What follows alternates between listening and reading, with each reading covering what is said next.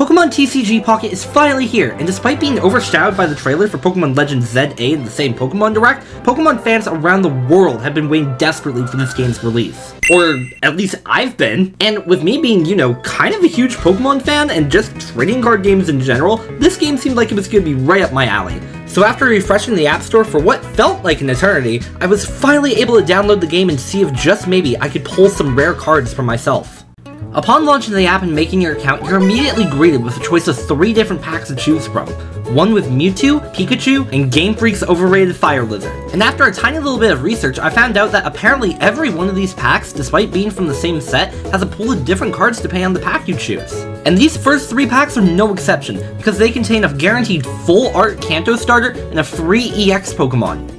Pretty much what you need to know is Pikachu gives Arcanine and Squirtle, Mewtwo gives Marowak and Bulbasaur, and could you guess it, but Charizard gives Exeggutor and Charmander. I mean, who could have seen that coming? Exeggutor is a weird choice though. I ended up choosing to open up the Mewtwo pack because, you know, Bulbasaur is the GOAT, but little did I know, that pack was going to be the first of many more. After opening my first pack and registering the cards into a Pokedex, yes, there's a Pokedex in this game to ask you, do you ever get collector's anxiety? I was brought to the main menu where I was immediately prompted to the missions tab, and lo and behold, I've already completed one. And then I immediately got to open the second pack, and hey look, I found Mewtwo! I then leveled up, which unlocked the Wonder Pick feature, which lets you get a random card from a pack another player opened. The best thing about this feature is that if you, unlike me, have friends that play this game, you can potentially piggyback off of their luck and success and get great cards as well. It's a 1 in 5 chance, but it's possible. So after obtaining my guaranteed full art Bulbasaur, the game's tutorial ends and oh my gosh, I get to immediately open 2 more packs for free.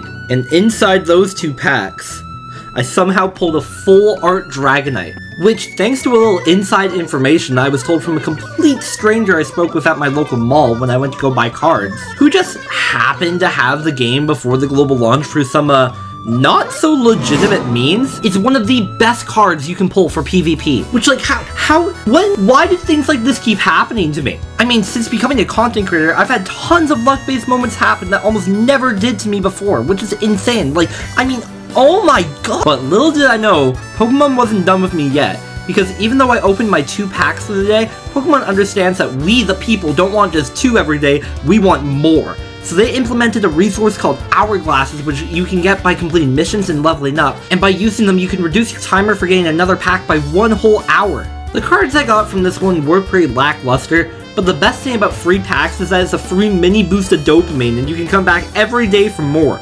So basically what I'm trying to say is Pokemon packs are like the next step up from hardcore gambling. Go on, tell me I'm wrong. Now, I wish that I could say that over the years of me collecting cards, I've been able to grow some resistance to blowing all of my money, but if I told you all of that, it'd be a lie. I mean, I literally bought cards the day before and after this game came out. So, in an attempt to save both me and my wallet, I decided I would try my hand at a random Wonder Pick. I'm sure all of them will only have bad cards I can only use for my digital collection, and it'll clear my system of Pack Fever, and oh my gosh, that's another Dragonite. I mean, I have to go for it, right?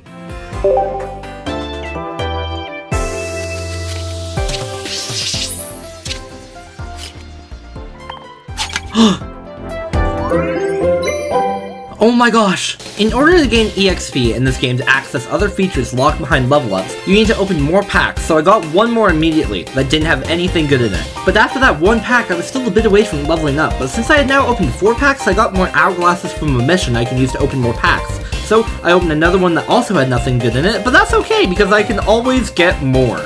I just want to see the other features of the game, okay? I'm doing this for you, not for me. I'm not addicted. I can stop whenever I want. Like and subscribe before I fall further down the rabbit hole. After opening that 5th pack and finally reaching level 3, I gained access to the PvP mode in TCG Pocket, and despite the fact that I had work in the morning, I decided to check out the PvP side of the game.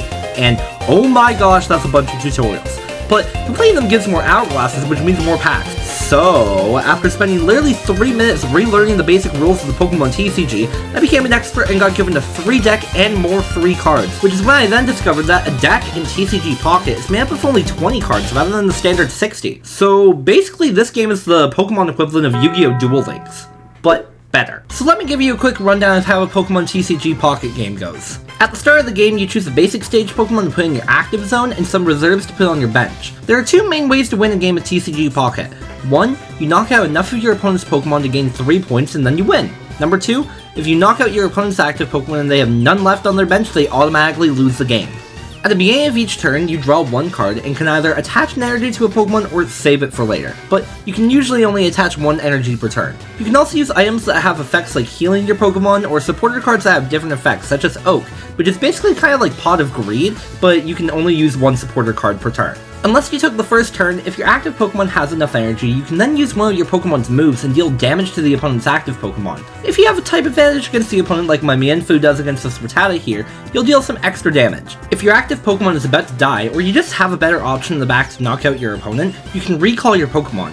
In order to recall your Pokemon, you have to pay an energy cost to bring them back to safety, so that you can send out another one. But you can still attack with the other Pokemon that you sent out after retreating. Evolutions. Pokemon in the TCG can be evolved, however you can only evolve them on turns after they are originally placed, and you can only evolve them once per turn. This means you can't take your Bulbasaur and turn it into a Venusaur on the first turn of the game, if you happen to draw its evolutions. Please, I ask you to chill. The stages of evolution in the Pokemon TCG typically goes as follows. Basic, Stage 1, and Stage 2. Not every Pokemon will follow these stages. For example, you'll almost never find a Mewtwo card that is anything above a basic stage Pokemon, and Pokemon with only a single evolution such as Staryu and Starmie will typically only be able to reach Stage 1. And that's basically how you play the Pokemon TCG Pocket's PvP mode. If that didn't make sense, don't worry, just play the game for yourself and actually read the tutorials unlike me. They'll have more information than this quick little 2-minute rundown of the rules. There is also a solo mode of the game, so if you want to try out a deck you built or just don't want to play online, you can do battles there and be rewarded for it by completing missions. Hey Super, what do you get for completing missions, I hear you asking, dear viewer? EXP and hourglasses to buy even more packs so you have even more chances to pull rarer and rarer cards, which gives you EXP for opening the packs, which you can then get more hourglasses from leveling up, which gives you even more. Oh my god, this is becoming a problem. Look, I know this video may seem like I'm literally just here to flex my luck and impulsivity when it comes to trading card games, but really, I don't know what it is. This isn't a cry for help, it's a shout to join me in trying to be somewhat smart in how we play this nifty little trading card game of ours.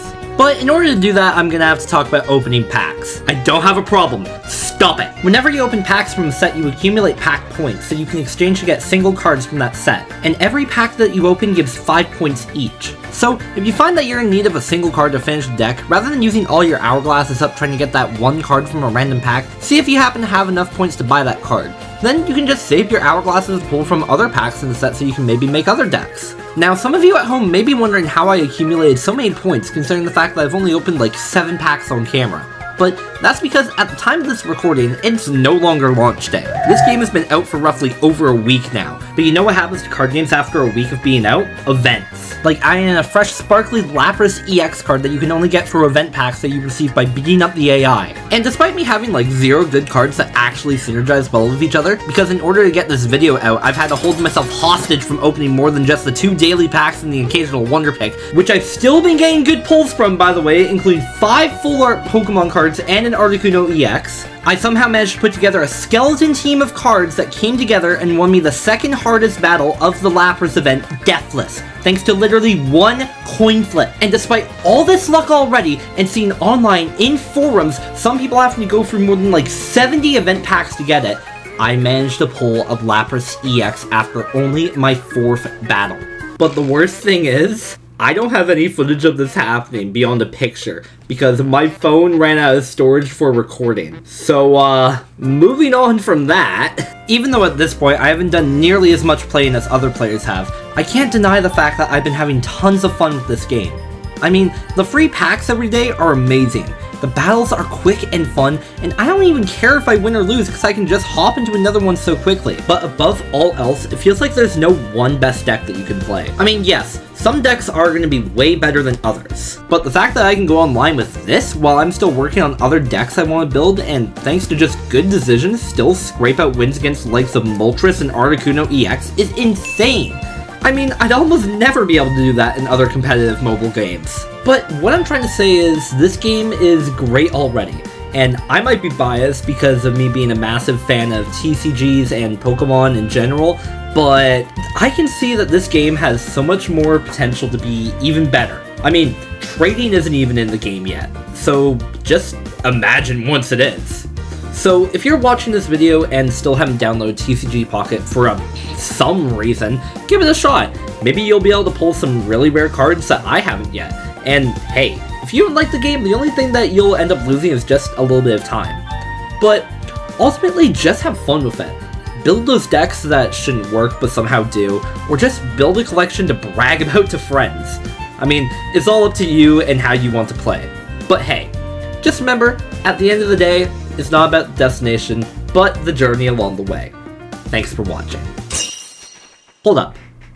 Maybe I'll just open one more pack. Alright, come on, give me something good, TCG Pocket. Come on. Let me see it, let me see it. Vetenet, okay, well at least there's something back there. Ekans, Rattata, Dragon, okay, Dragonite's cool. Oh my gosh!